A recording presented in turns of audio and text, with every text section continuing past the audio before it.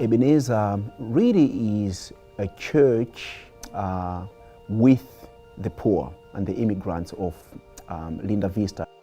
Even though when you look around the neighborhood, you might see poverty, you might see deficits, you might see all of that. I pop out of bed because of the potential that is there among our young people, the potential that is there among our homeless friends.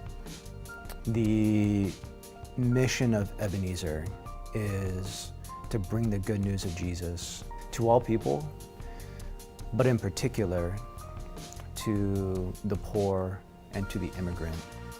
I believe that my purpose here is to interrupt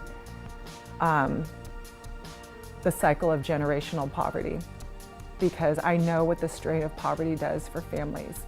And when I sit down and talk with Jer and talk with Noel, I know they believe the same thing that I believe.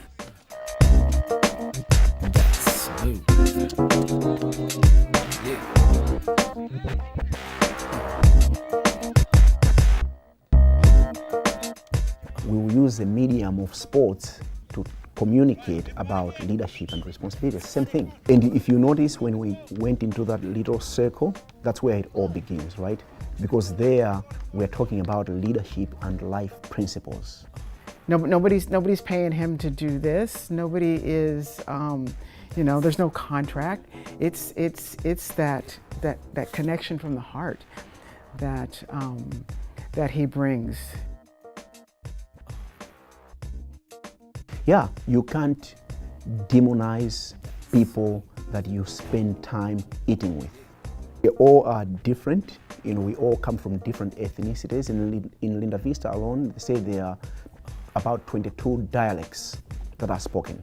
For parents that come to the dinners, we want them to look at the school as an extension of the home. That's why we have the dinners there. Institutions in need are more open to faith-based communities like ours when they're approached in the posture of, look, we just want to serve you.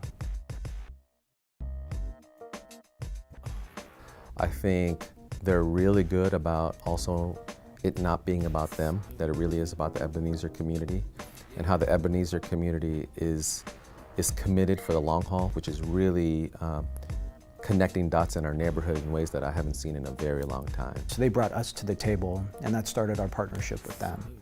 And that's evolved into a friendship, a work, specifically in the areas of homelessness and the migrant crisis in Tijuana right now.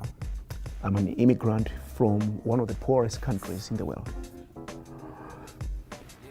You don't get here by yourself. I have been helped.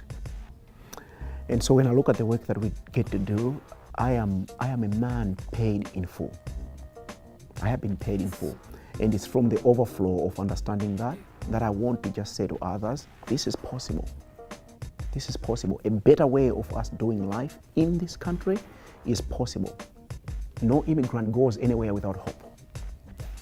And I want to remind them that the hope, the thing that we hope for, is actually possible, and it is inevitable.